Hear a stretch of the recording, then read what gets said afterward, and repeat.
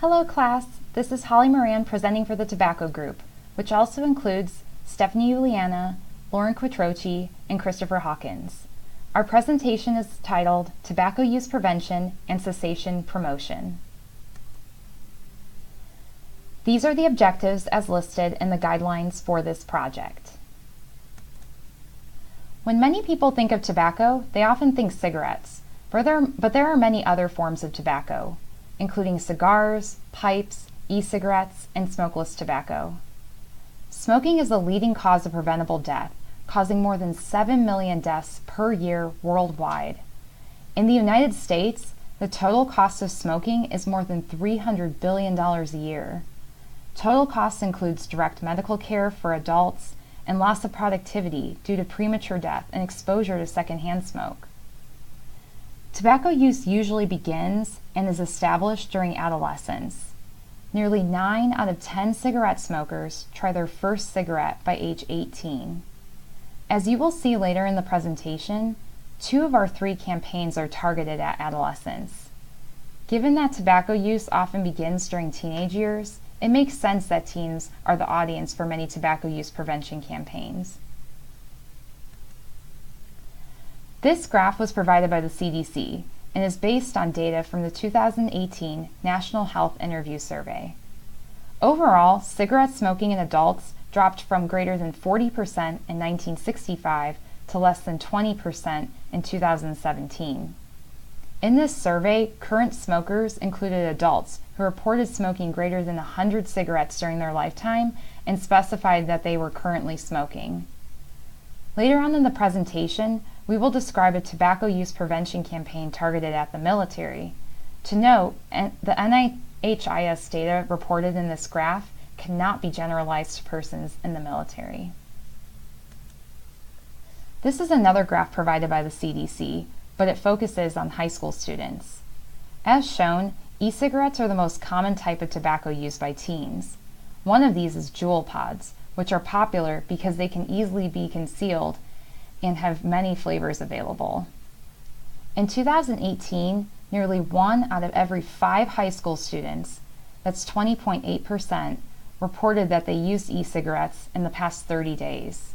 This is an increase from the 1.5% in 2011. There are many risk factors for tobacco use.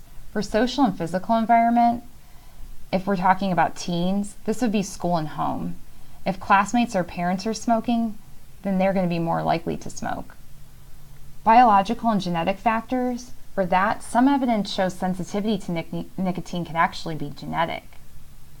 For poor mental health, there is a strong relationship between smoking and mental illness, especially anxiety and depression, according to the CDC. Low socioeconomic status is a risk factor. Lack of support, if we're talking about teens, is especially lack of support from parents. Low self-image and self-esteem is a risk factor, and also exposure to tobacco product advertising. The media often normalizes tobacco use, making it seem like it's something that everybody's doing. According to the National Institute on Drug Abuse, consequences of tobacco are primarily associated with cigarette smoking, but have also been linked to smokeless tobacco products. Consequences include various types of cancers, heart diseases, lung diseases, and many others. Our excellent campaign is the Truth Campaign. The Truth Foundation was established as part of the Master Settlement Agreement. The MSA was a civil litigation settlement between the major tobacco companies in 46 U.S. states, as well as the District of Columbia and 5 U.S. territories. The Truth Campaign was designed to target youth and young adults, with the goal of achieving a culture where tobacco is rejected. Truth's strategy utilizes an advertising method called counter-marketing, where ads both on TV and internet are used to show the health effects and social consequences of smoking, as well as reveal the predatory marketing tactics of the tobacco industry. Truth has been a highly effective campaign. Beginning in 2000, teen smoking rates in the U.S. have dropped from 23% to less than 6% today. Even in the first 10 months of the campaign, Truth led to an increase in the percentage of youths with anti-tobacco attitudes and beliefs. Over time, Truth has received a number of awards, and in 2014, it was named as one of the top 10 campaigns of the 21st century. An article by Lavoie and Quick discusses how the Extended Parallel Process Model, or the EPPM, is used in the Truth campaign. Truth ads usually have some kind of creative situation set up in the script, such as The Real Marlboro Man, which features a cowboy riding through the streets of New York City. The cowboy sets up camp with a guitar-playing friend and takes off the bandana that he's been wearing around his neck to reveal a hole from his laryngectomy. He sings with the aid of a mechanical larynx about the consequences of smoking. This advertising style shows Truth's utilization of the constructs of perceived severity and perceived susceptibility, which are essential to the EPPM. Ads emphasize the health costs of smoking and are designed to make viewers feel susceptible to the health consequences. Viewers are reminded of costs both visually by the cowboy and verbally by the lyrics to the song. Our average campaign is You Can Quit Too. You Can Quit Too is a military campaign created by the Department of Defense in 2007, an effort to suppress the sensationalism of tobacco use. The target audience, military personnel, allows for a unique approach by placing the participants in a warrior mindset with a mission to stop tobacco use.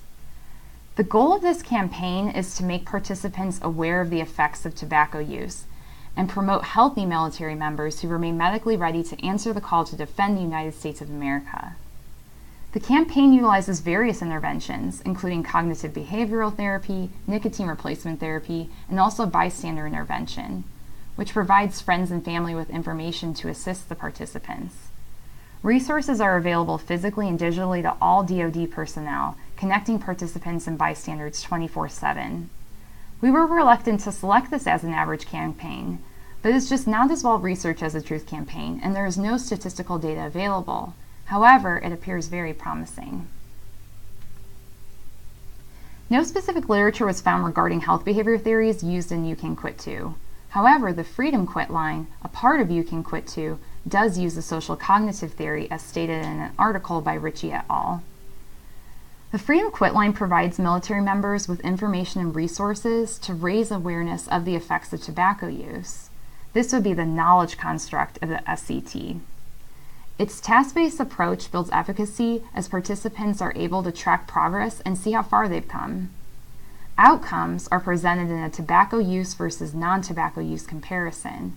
Tobacco users may not be able to answer the call to duty due to potential health problems, whereas non-tobacco users are ready to answer the call to defend our country. Goals are set in the Stay Quit section of the campaign, which marks milestones of how long since last tobacco use. For sociostructural factors, tobacco use is a big part of military culture, as those who use tobacco appear to be the norm. You Can Quit Too provides an image that drives the norm of being mission ready at all times by not using tobacco. Posters and pamphlets are available in military treatment facilities. Our Pour campaign is Think, Don't Smoke.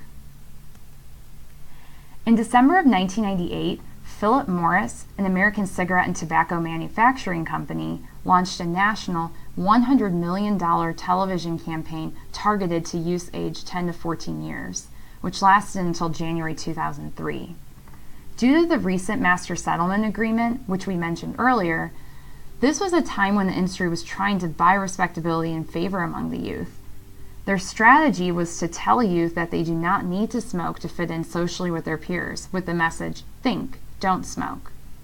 The ads primarily featured young role models, displaying their firm decision not to smoke and explaining their reasons for not smoking. Exposure to the tobacco company youth-targeted advertising generally had no beneficial outcomes for the youth. The tobacco company parented targeted advertising may actually have had harmful effects on the youth. Although no specific health behavior theory was confirmed to guide Philip Morris when designing this campaign, when examining the strategies, it appears that the health belief model's constructs were addressed possibly in a purposeful, ineffective way. Addressing perceived susceptibility, the design of the TDS featured youth who exhibit a firm commitment to not smoking in the future. This may infer that tobacco industry-sponsored campaigns have been carefully chosen to appeal only to youth who are already at lower risk, and thus have minimal impact on smoking outcomes among high-risk youth. For perceived severity, the ads did not address the addictive nature of tobacco products. According to Fairley et al., the campaign is clearly designed not to draw attention to tobacco industry marketing tactics or behavior. Interestingly, they found that exposure to Think Don't Smoke engendered more favorable feelings toward the tobacco industry than among those not exposed to the ads. Regarding benefits and barriers, the campaign did not address health risks or the benefits of being smoke-free. Instead, the TDS campaign used adults telling youth not to smoke, which goes against the Columbia Expert Panel on Youth Tobacco Counter-Marketing. This panel advises against directive messages, such as telling youths not to smoke and that smoking is uncool or for adults only. We selected the Extended Parallel Process Model, or the EPPM, as the best health behavior theory to address tobacco use. We saw earlier that the EPPM was used in the Truth campaign, which is the campaign we rated as excellent. This campaign and others like it show that fear appeals models do work. However, a review by Cohen, Schuman, and Gold discusses that after a content analysis of 399 anti-smoking TV ads, like Truth, they consistently underemphasize self-efficacy. According to a study by Wong and Capella, high-threat, high-efficacy messages are most effective for motivating people to engage in the positive health behavior of quitting and/or avoiding smoking. When perceived threat and efficacy are low, fear appeals produce null effects on behavior change because the individuals do not see a health risk as serious or personally relevant to them. This is an adaptation of the EPPM picture in the text by DiClemente, Salazar, and Crosby. Look over to the message components box. When designing campaign ads for susceptibility, viewers should be shown that people similar to them can develop negative health consequences from smoking. For the severity construct, they should be given a visual for how smoking can cause negative health consequences. For self-efficacy, they should be shown that what they can actually do to quit and/or avoid smoking. And for response efficacy, they need to be shown that quitting and/or avoiding smoking will help them avoid the negative health consequences. The hope is that if threat and efficacy are high enough, this will lead to the danger control process, which includes protection motivation and message acceptance, so the viewer would avert the threat of using tobacco. It is important to note that formative research needs to be done on the target audience before the creation of the campaign ads. Campaign ads will need to address all aspects of the EPPM. If the perceived threat is emphasized too much, then this may lead to the fear control process and the defensive avoidance. While tobacco use has declined over recent decades, it continues to be a major health problem worldwide. Many health communication campaigns have been created as interventions to reduce tobacco use and promote cessation. Some have been more or less successful.